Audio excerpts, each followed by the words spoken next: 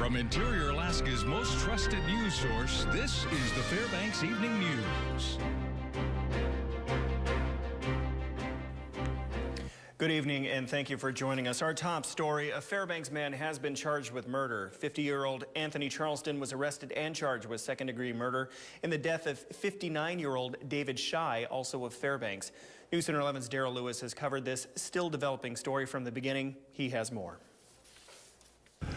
Thanks and good evening. As Alaska State Troopers continue their investigation into yesterday's fatal shooting incident, one thing is perfectly clear. The alleged incident involved 3 people, one who is currently in the mental health ward at Fairbanks Memorial Hospital, a second who is deceased, and a third who could spend the rest of his life in jail on a second-degree murder charge. According to court records, he did not run. Shortly after he is said to have shot 59-year-old David Shy to death. 50-year-old Anthony Wayne Charleston was arraigned Tuesday in State District Court. Records say Charleston, apparently angered over a verbal exchange between Shy and the woman identified as Carol Halley, confronted Shy. Charleston told authorities in the midst of that confrontation, Shy assaulted him. Charleston says he then pulled a .45 caliber pistol from his pocket and shot David Shy twice. As Halley called 911, Charleston waited for authorities. During today's arraignment, prosecutors said no amount of bail should be given in the case. That would be the state's request, Your Honor. In addition, just for the court's information, the gentleman has 6 priors, last one in 2003. All of them would not compare in magnitude to the charge that he's looking at now. I'm going to follow the legislative enactment. You're going to be held without bail in this case, sir.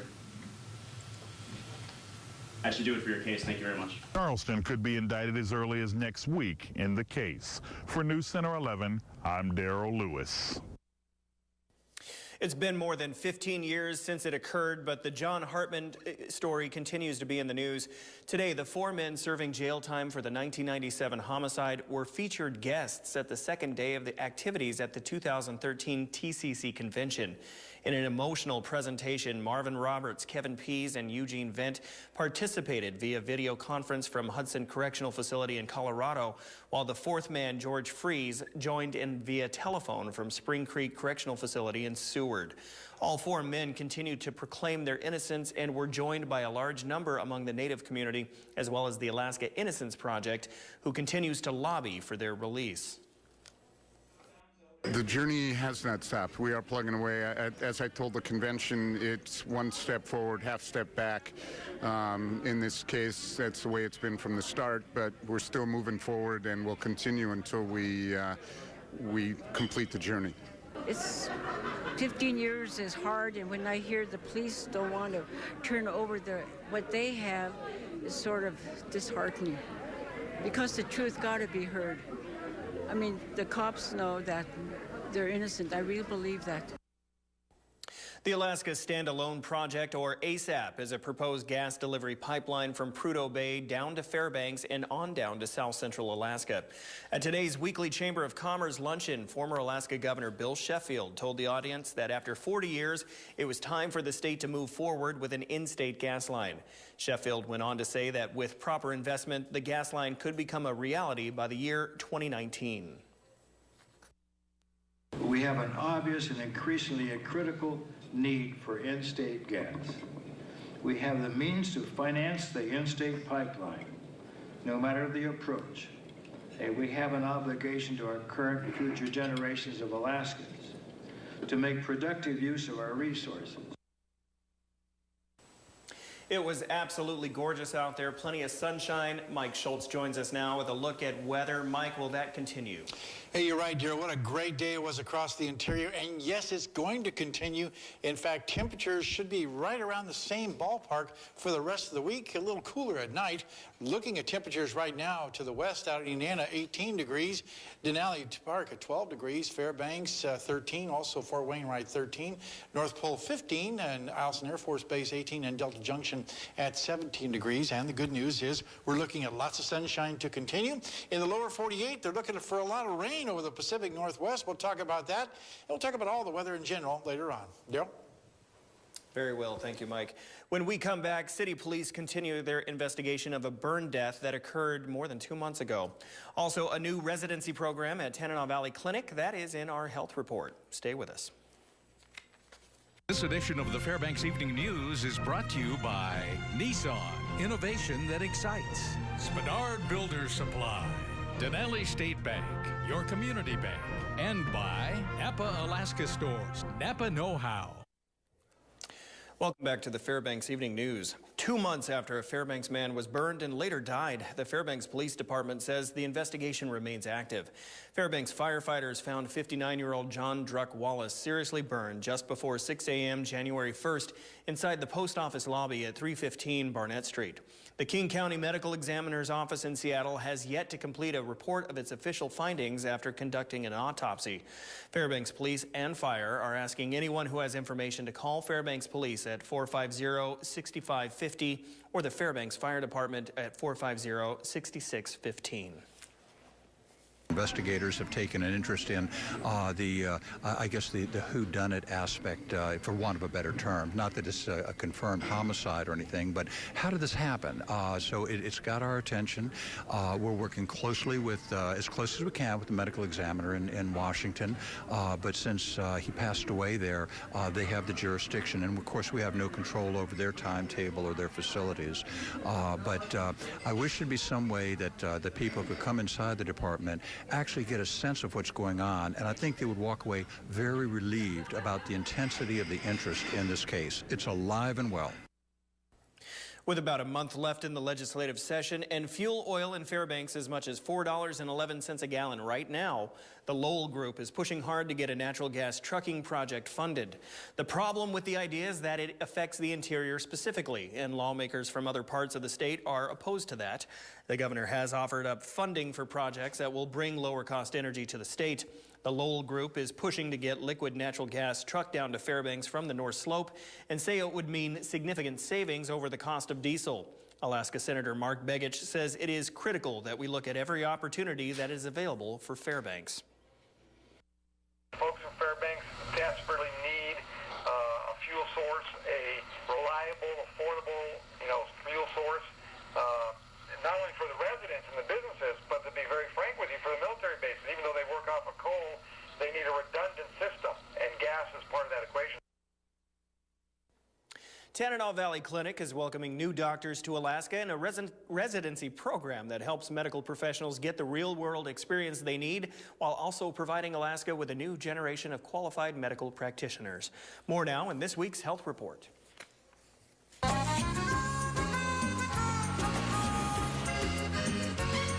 New Doctors to Alaska. Sounds like a play right out of a TV dramedy, except this is a real program offered at Tanana Valley Clinic, the Alaska Track Pediatric Residency Program. What this gives is not only do they get the larger institution education when they're in Seattle, they get to come up here and firsthand see what it's like to be a pediatrician in community practice in smaller communities such as Fairbanks or other communities in Alaska they're going to as well.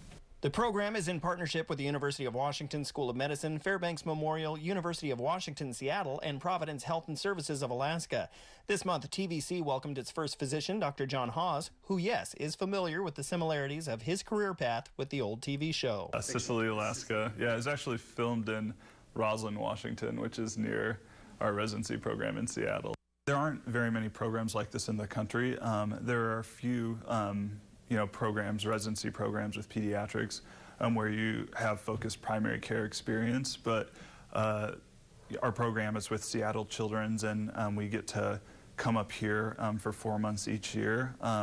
And it's just in the amount of exposure we have to primary care, the amount of rural medicine we get is really different than any other program in the country. Not only does the program give doctors firsthand experience and practice in pediatrics, but it's also a way for TVC to recruit new physicians to the state. Not only that they might remain, but talking with other people say, yeah, I was up there.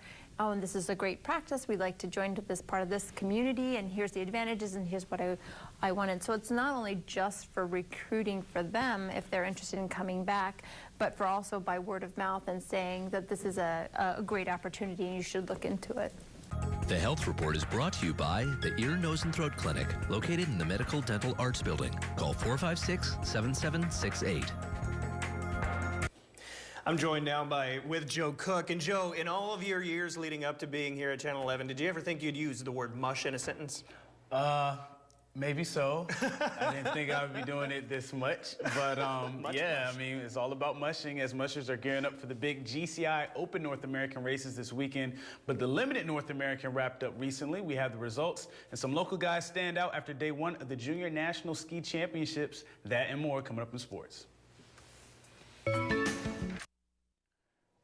Hello, Interior Alaska. Joe Cook here in the sports seat for you this evening. Hope you're having a good day. And now let's talk some sports. Yesterday was day one of the Marriott Junior National Championships, and Team Alaska was in rare form. First, sophomore Max Donaldson, West Valley's ski meister, recorded the fastest time in the Junior 2 boys 5K race. Donaldson's 13-minute, 30-second time was 17 seconds ahead of the next skier. The Endurance Award goes to Logan Hahnemann, the sophomore Nanook skier. Hahnemann won the older junior men's 10K race in 26 minutes, 37 seconds. The second fastest time of the day. Hahnemann did this just 24 hours removed from placing 25th in the NCAAs for the Nanooks in Vermont. A 14-hour trip back to Fairbanks. Hahnemann was just on the grind for the ladies team. Alaska swept spots 1 through 3 in the older junior division in the 5K race, led by Stephanie Kirk's 15-minute, 20-second first place time, and followed by Sarah Freestone and Hannah Boyer. In Vermont for the NCAA Skiing Championships, the Nanook ski teams finished 14th for the blue and gold, second among CCSA teams behind Northern Michigan. Logan Hahnemann again finished 17th in the 10K race and was 14 seconds shy of All-American honors after day one. On the final day, Hahnemann led all Nanooks with the 25th place finish in the 20K mass start with the 51-minute, 30.8 second time. Malcolm Fehrenbach was 29th and Jonas Loeffler was 40th. For the ladies, senior Crystal Pitney finished 27th to lead the Nanooks in the 15K mass start freestyle. Allison McFeeters was sick all week but managed to finish 28th behind Pitney. Northern Michigan placed 11th, and the University of Colorado became the national champions.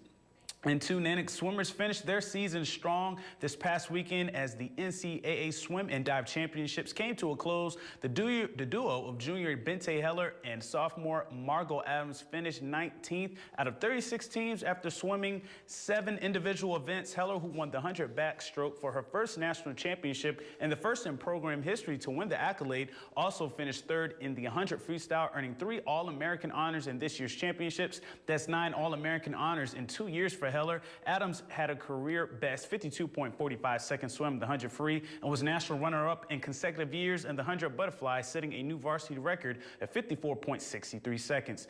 And the Nanook rifle season has come to a close as their NCAA championship matches over the weekend concluded in Columbus, Ohio. The Nanooks were in contention for another national title, just trailing first place Horned Frogs of TCU by 1 after the small bore competition at the end of day 1 on Friday. On day 2, West Virginia and Kentucky took over the top 2 teams in air rifle. And after everything was tallied, the Nanooks 4,661 points was 4th place. West Virginia won the national title. Sophomore Ryan Anderson, coming off a great small bore performance, shot a 589 in air rifle, 12th out of 44 shooters on day 2. Mike Louisa was 16th with a 588. The Limited North American Championships concluded over the weekend. A lot of dog mushers and skiers in the interior gearing up for the big GCI Open North American and the IFSS World Championships this weekend, starting on Friday in downtown Fairbanks along 2nd Avenue. But the results of the Limited North American could be an indication of who the favorites are for this weekend. Norway's Yvette Hoel was a big winner in the IFSS World Championships, won the 6.2-mile ski touring event. Lena Hillstead, an IFSS champion, won the 4-dog 6.2-mile race. Jessica Doherty, another IFSS champion, took the top spot in the 8-mile 6-dog class race, and Christian Traval won the 12-mile 8-dog class race. And the 2013 Iditarod is almost over, and the top 5 is getting more interesting as the known finish line is within reach. The front runners are at the White Mountain checkpoint, leaving one last checkpoint safety before the known finish. As we look at the Iditarod leaderboard provided by ExxonMobil, Mitch Seavey, the 2004 champion and the father of last year's Iditarod winner, Dallas Seavey, is leading the pack right now. Dallas is in 4th. Ali Zirkle is hanging around in 2nd place, just 13 minutes behind. Jeff King, the 4-time champ, is in 3rd, and Ray Reddington Jr. completes the top 5. Other notables include the leading rookie Jor Uslam in 6th. Ken Anderson is 12th. Brent Sass at 14th. Martin Boozer is 17th. And Lance Mackey, who reached the halfway point first, is 20th. Jason Mackey is the latest among the 9 scratch mushers now for the Iditarod. And that'll do it for sports tonight. Thanks for rocking with me for a little while. There's more sports on our YouTube page and at webcenter11.com. Stay cool, Alaska. Mike Schultz has your full weather forecast coming up next, and we'll catch you next time.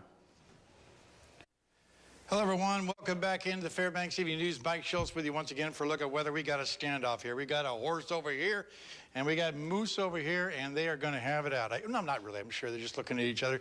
This one's sent in by Don and Billy Montano. Springtime standoff. Again, nice photograph. If you have one you want to share with us, by all means, send to Mike Schultz at KTVF11.com. Here's what's going on at the airport right now. 12 degrees after a high of 18. Low last night got down to 15 below. There's your record high and record low. Sunrise this morning was at 8:20. Sun will set this evening at 7:45, which gives us 11 hours and 18 minutes of daylight, a gain of 7 minutes from yesterday. What's going on in the satellite picture? Not a whole lot. There's a little bit of showers over the very southern sections of southeast Alaska, but the rest of the state looking pretty good. Clear skies just about everywhere you see, and the winds are out of the northeast, which means cooler temperatures. Elsewhere across the state, we're looking at temperatures, again, very warm over the southeast part of the state with the clouds. The rest of the state looking pretty good. Lots of sunshine all the way up to the north slope, 3 degrees at Barrow and 14 degrees at Fort Yukon. Lower 48 weather, once again, more rain moving across the Pacific Northwest, and it's getting heavy there, too. We'll tell you about that in just a little bit. Elsewhere across the country, you see lots of sunshine, a few showers around the New York area. On our satellite and radar, that area of low pressure moving across the Great Lakes, still spinning a few showers, but here comes the next system. This one expected to bring in some very heavy amounts of rain, 3 to 6 inches of rain possible in the northwest part of the country. Now, the jet stream, once again, is expected to move from the northwest, then dive way on down, pulling the cold air across the eastern half of the country, but nice over the central and southern sections. Well, back to Alaska for tomorrow. Partly cloudy skies for Barrow. Sunny skies will cover Nome and Fort Yukon. Here in the interior, another nice day expected. Lots of sunshine for Fairbanks and Healy. Over southeast Alaska, we'll be looking at mostly cloudy skies at Juneau, a few snow showers at Ketchikan. Over to the southwest, not too bad either. Again, sunny skies in Bethel, scattered clouds for Cold Bay and Kodiak. And over the south central regions, sunny skies in Anchorage and Homer, and partly cloudy skies at Valdez. Okay, time once again for our kids' weather. This week we're talking with the kids from the Northern Lights Academy. And tonight, a young lady with a very nice picture. I'm going to share my weather picture for you. This was a picture that I did for my art class at school last year. And it is a picture of Mount McKinley with a river and a lake and some wildflowers in front of it. I used temperate. And tomorrow night we'll have another young lady with us. She'll be asking a question about green skies. Pretty interesting. Here's your forecast for tonight. Cooler, 18 degrees below zero. Clear skies. Tomorrow's forecast, 12 degrees. Another day like today, lots of sunshine. And the extended forecast, no change expected right on through the weekend into next week. Mainly just clear to partly cloudy skies. Temperatures warming up a little bit by the end of the week. And then we're looking at overnight lows, also pretty chilly, but then warming up also. So there's about temperatures you would expect this time of year. And no precipitation in the forecast. Very nice out there. God, gorgeous day out there. We do have some air problems in North Pole, though, unhealthy for sensitive groups. So once again. All right. Well, at least with the sunlight coming in, you know what it's time for. The Fairbanks Home Show. Nice transition. Right. Thank you. With the part of the Interior Alaska Building Association. Now it's coming up Friday, Saturday, and Sunday at the Carlson Center. They've removed all the ice now that there's no more hockey. So now it's just the home show. There will be more than 150 booths representing everything from financing to new construction to remodeling, refurnishing, all that kind of stuff. Yeah. Wow. Now we are going to give away 2 tickets to the show. So go to webcenter11.com, tell us what you want to check out at the show. You might win a ticket to go see it. That's on webcenter11.com, okay? Sounds good. All right, and that is all. That'll wrap up this edition of the Fairbanks Evening News. We are glad you could join us. Tonight on NBC Night News, Roman Catholic cardinals begin their secret deliberations on who will be the next pope. That's next with Brian Williams. You can get all your news here Monday through Saturday or online at webcenter11.com. Okay, from all of us here at the News Center, have a great night.